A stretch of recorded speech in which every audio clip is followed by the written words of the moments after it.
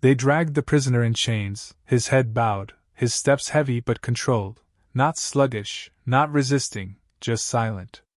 The iron floor of the hunting vessel echoed under his boots, every step a dull thud that somehow silenced the usual taunts and laughter of the alien bounty crew. But it didn't last. "Look at him!" one of them sneered, eyes glittering with amusement. "Barely moves.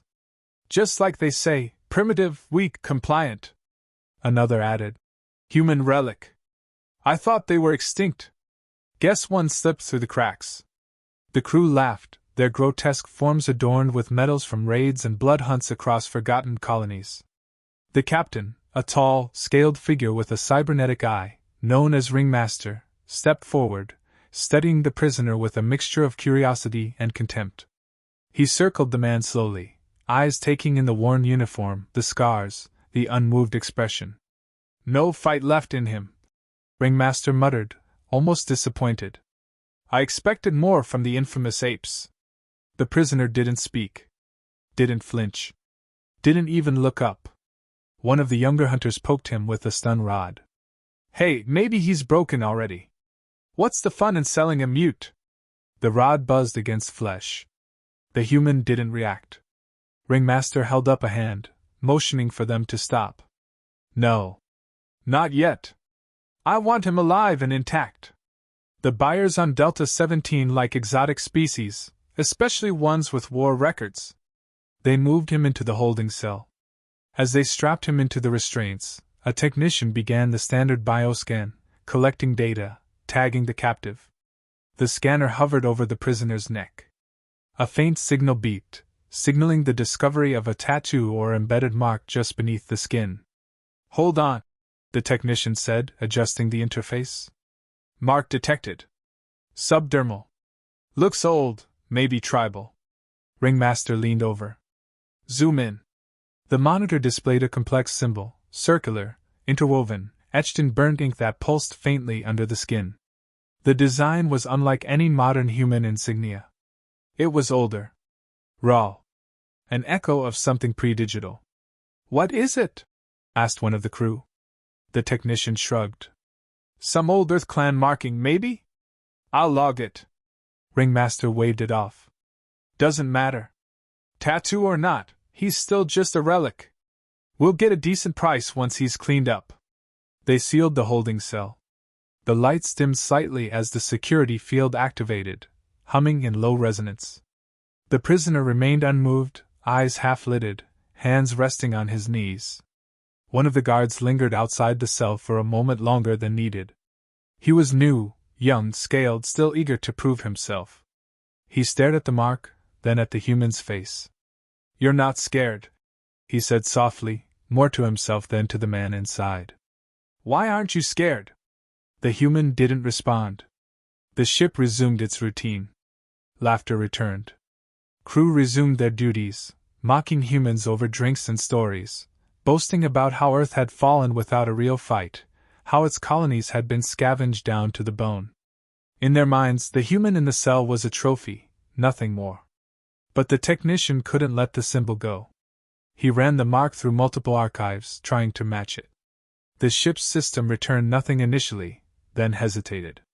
After a long pause, a low-priority alert pinged back from an ancient, almost forgotten archive. The terminal flickered. A warning label in red appeared. "Warning, subject affiliation, Obsidian Protocol. Level, Omega Black. Clearance denied." He blinked. "Omega Black?" The system refused to elaborate. He tried bypassing encryption and was immediately locked out. The screen went dark. The technician looked toward the prisoner's cell. The man hadn't moved, but something about his posture now felt deliberate. Controlled. Like he was waiting. The technician called over a senior officer, explaining the scan result.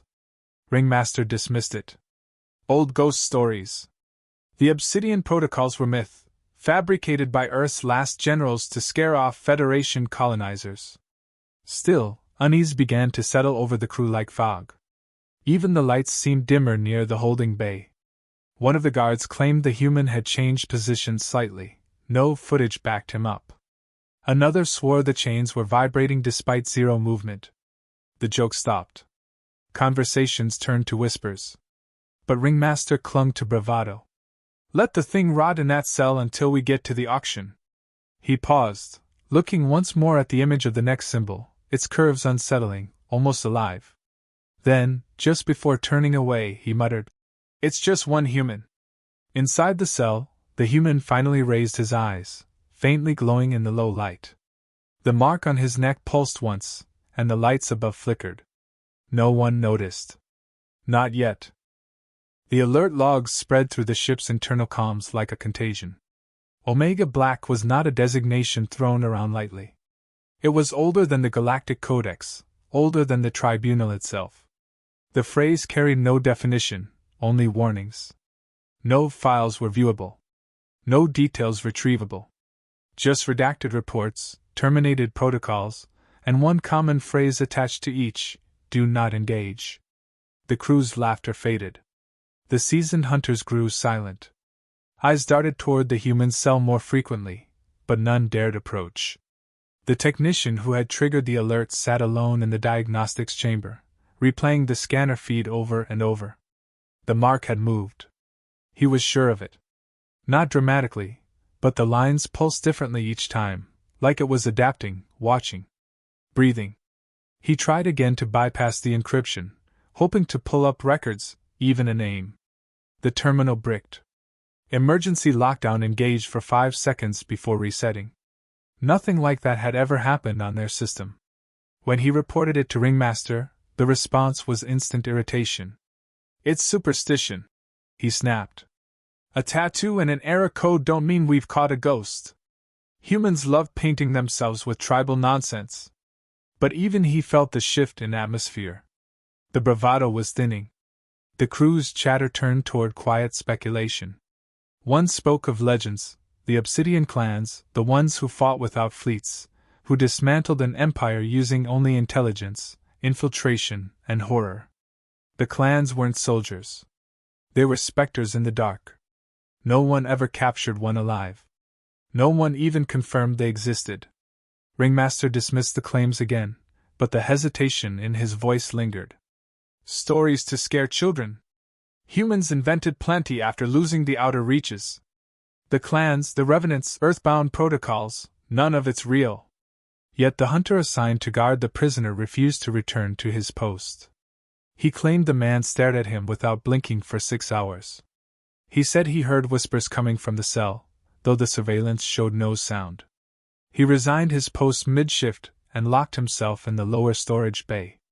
Another crew member tried to joke about it during the mess break, calling the human a silent monkey in a cage.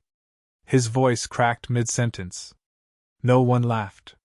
The human hadn't spoken a single word, but he had everyone listening. Later, an assistant navigator decided to analyze the prisoner's vitals out of curiosity. His heart rate was impossibly slow, like someone in a meditative trance. But his brain activity fluctuated rapidly, faster than any known species under stress. There were no signs of fear, panic, or sedation. Instead, the readout resembled tactical simulation focus, the kind used by elite Federation AI during war games. She brought it to the captain. Ringmaster didn't argue this time. He looked at the data, then at the prisoner's image in the cell, still motionless. "Have the mark analyzed by a third-party AI," he ordered quietly. "Use an off-grid system." They routed the image to a black market network run by Scavenger Archives. The response came back within an hour, encrypted, untraceable. It read: "Mark identified. Clan designation, Karen, primary circle. Earth human origin protocol. Legacy threat. Non-negotiable. If encountered, evacuate. Do not detain. Do not interrogate. Do not assume isolation." The last line struck hardest. Do not assume isolation. The message sent a tremor through the command staff. If the prisoner wasn't alone, where were the others? How many had passed unnoticed? How many ships had carried one like him before vanishing into black space? Ringmaster stared at the message, jaw locked. "We report this to no one," he said. "This stays within the crew. The tribunal would confiscate the bounty and quarantine the ship. But what if it's true? Asked the weapons officer. What if more are coming? The captain paused. Then we don't give them a reason. He increased the security detail around the cell, doubled the isolation protocols, and locked down long-range transmissions. Still, no one dared enter the chamber again. Inside the cell, the human remained unmoved. The mark on his neck no longer pulsed. It had settled.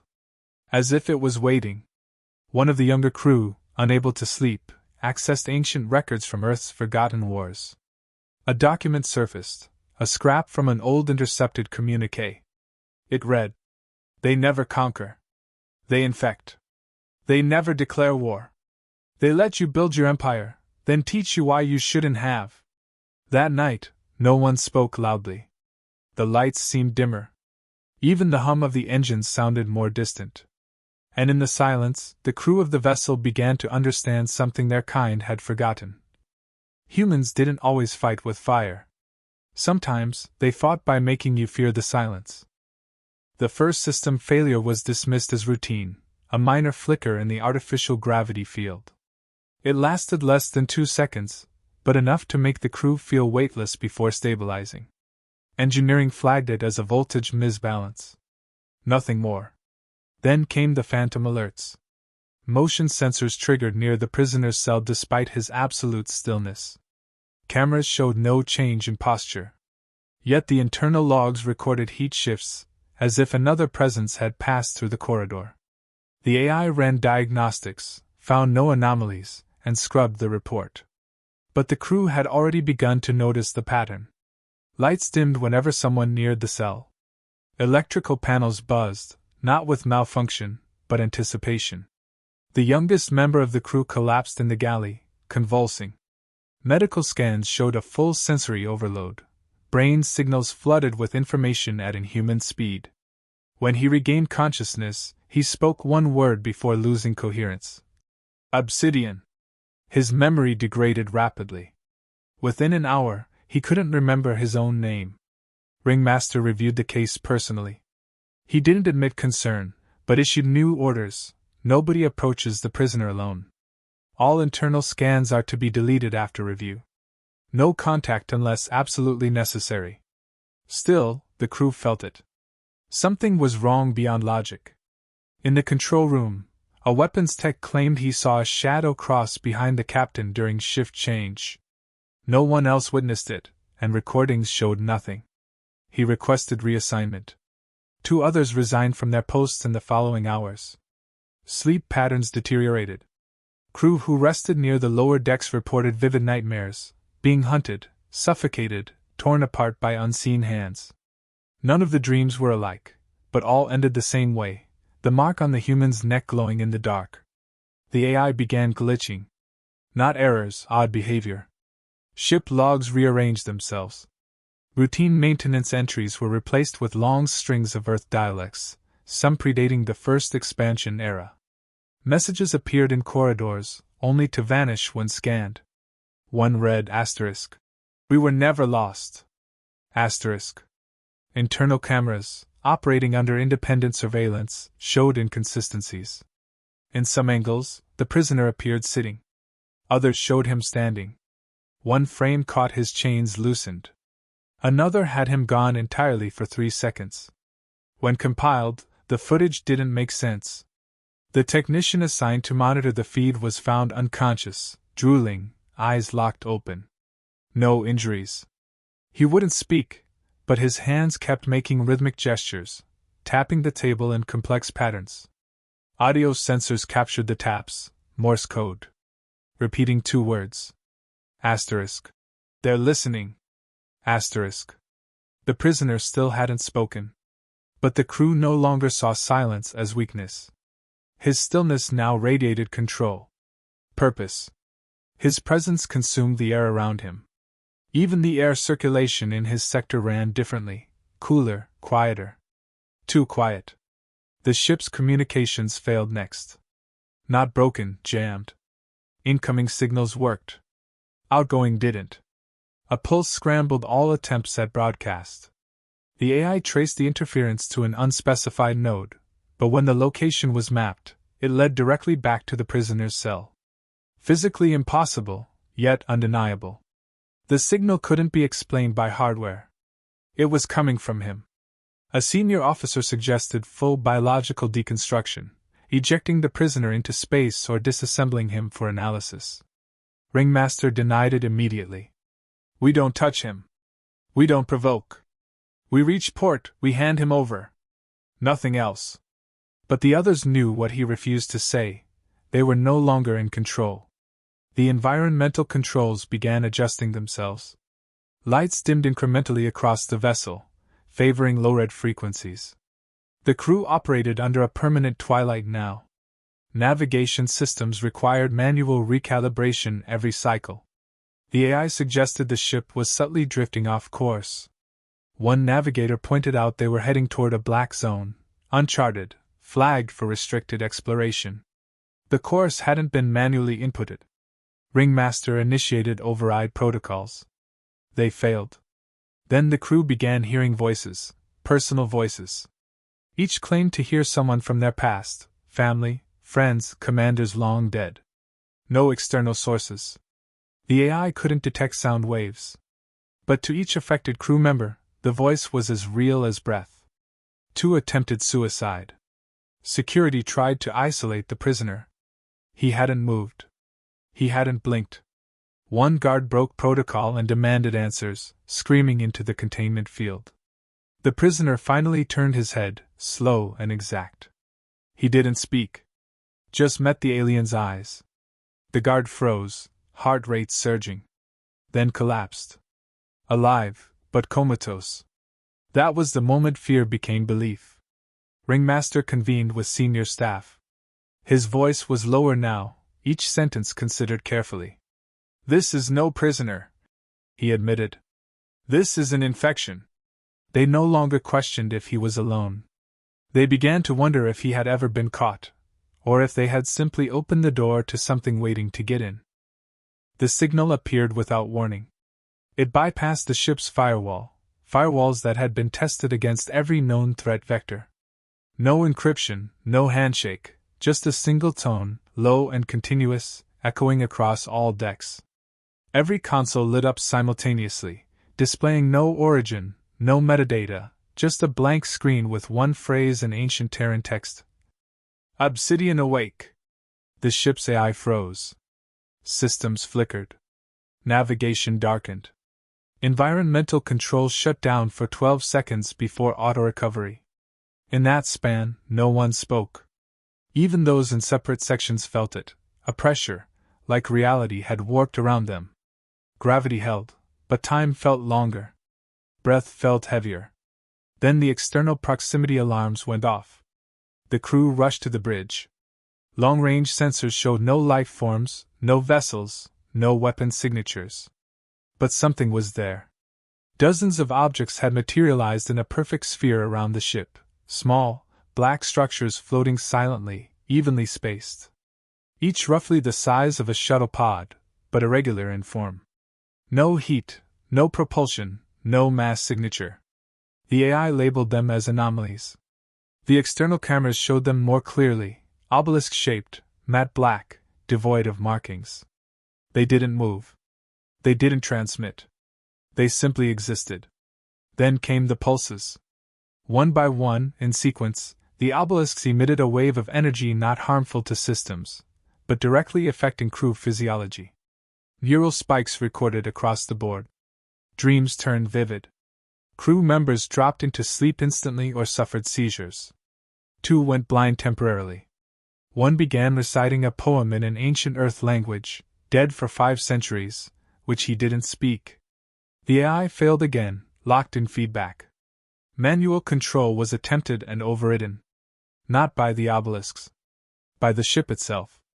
Internal subsystems began responding to unknown commands. Every message log deleted itself.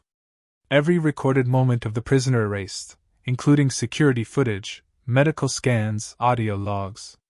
Every trace of his presence vanished from the system as if he had never been on board. He was still there. But now, officially, he didn't exist. Inside the cell, the containment field powered down. Not due to sabotage, not a short. The ship simply chose to turn it off. The restraints released, metal clicking open like they had been waiting. He stood up. The lights dimmed further, shifting to deep red. Ringmaster tried to issue orders. The comms didn't transmit. He shouted anyway, demanding weapons to be drawn, emergency lockdowns initiated. No response. Half the crew had fled to lower decks. The rest stood frozen, staring at the central feed where the obelisks now emitted a second pulse, faster, rhythmic. A pattern. A weapons officer recognized it. Morse code. Message received. The bridge door opened without being touched. The human stepped in. Not with force. Not with weaponry. Just presence. Every crew member felt their muscles stiffen, as if gravity had multiplied. The air pressure shifted. The hum of the engines ceased entirely. Silence replaced it, absolute and oppressive. He looked around. Not scanning. Not curious. As if he already knew the layout, already knew the crew. His gaze locked onto Ringmaster. Then he spoke for the first time. His voice was calm, deep, emotionless. You took me. Not by force. By permission. Ringmaster couldn't respond. His throat tightened. Words escaped him. I am not alone. I never was. You saw one mark. There are hundreds. Thousands. We vanished because you stopped looking. You thought we were broken. You assumed surrender. The lights pulsed in time with his words. The obelisks responded with each sentence, transmitting a hum barely perceptible to the ear, but enough to make blood pressure spike and thoughts fracture. You mistook silence for extinction. He paused, letting that truth settle in their minds. This is not revenge. This is a message. A reminder. The human raised his hand. He didn't move toward any console, but systems reactivated, differently. The ship's beacon now pulsed outward, amplified by the obelisks. A signal was being broadcast, not from the vessel, but through it. Across subspace. Across dead networks. Across forbidden frequencies. Galactic space would hear it. Obsidian is not coming, he said. Obsidian is here. He turned and walked away, vanishing behind the still open door. No one followed. No one breathed. Every screen across the ship displayed a symbol, his mark, rotating slowly, burning like a scar across the digital sky. The crew didn't move for hours. They couldn't. Because they understood.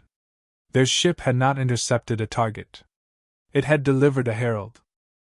Darkness claimed the vessel. Lights extinguished.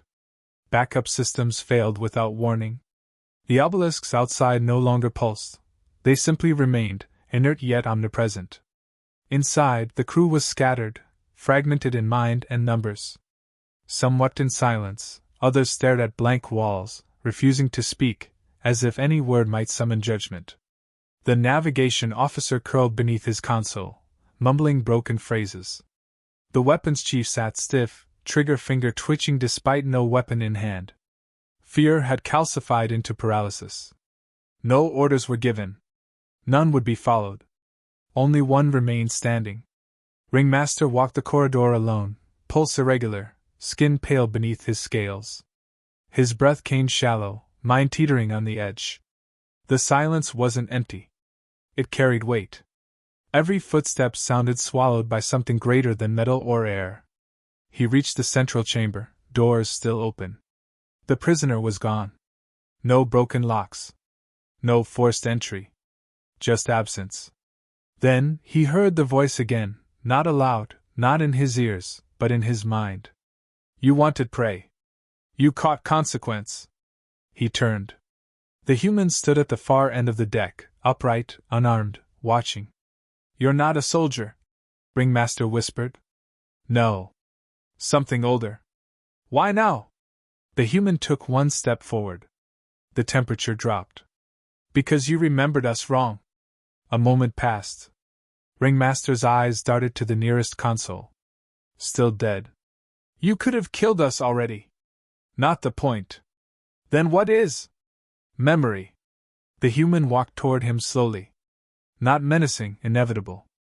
As if each step wrote itself into history. We don't fight for victory. We teach lessons. We don't invade. We reveal. Ringmaster's knees buckled, breath shallow. You think dominance is control. You think technology secures legacy. You forget that fear echoes longer than war. The lights flickered briefly. In that flash, Ringmaster saw the impossible, figures behind the human. Human silhouettes. Dozens. All still. All watching. Then gone. The corridor was empty again. The obelisks outside vanished. No propulsion. No distortion. They simply ceased to exist. But their signal remained. On every frequency. In every system. Across every comm channel. The Obsidian clans had spoken. Across the outer sectors, data streams failed. Archives lost millennia of records in seconds. Whole planetary databases were wiped clean of Earth's historical status. Not by hacking, but by rewriting perception. Civilizations no longer remembered Earth's surrender. They remembered warning signs. Ghost stories. Blood. On neutral worlds, whispers rose. Of a single human on a pirate ship. Of a symbol that erased everything. Of minds broken without a weapon drawn. On war councils, silence grew. No one wanted to admit it. But they all knew. Obsidian hadn't returned. Obsidian had never left. Ringmaster remained conscious, barely. The human stood over him. You'll live, he said. Why? The captain croaked. So you remember it right. The human turned to leave. You think this ends with you? Ringmaster called out, voice cracking. It starts with me. The reply came, calm and final. Others will come for you. No. They'll run from us. The ship's systems rebooted. Slowly. Reluctantly. The crew began to recover. But none spoke. None stood upright. They avoided each other's eyes. Their hierarchy had collapsed, not from rebellion, but understanding. They hadn't transported a prisoner. They'd escorted a message. One that didn't need fleets. Didn't need battles. Just presence. By the time the vessel limped into port, automated transmissions had already spread. The Obsidian mark appeared on over 900 terminals in less than an hour. Trade hubs blacklisted all human cargo. Military fleets received contradictory orders. Senate protocols were rewritten in haste. Entire planets began purging records to prove they had never wronged Earth. Fear didn't need force. It needed a reminder. And they had just been given one. The bounty was never claimed. The crew disappeared from public record. The ship was renamed, repainted, repurposed, no longer owned by anyone officially. But the mark remained, etched in the lowest hull layer, unseen to scanners, but always present. Those who'd seen it knew better than to remove it. Because the galaxy understood now. Silence wasn't peace. It was the breathe before the return. And the Obsidian clans? They weren't coming. They were already here.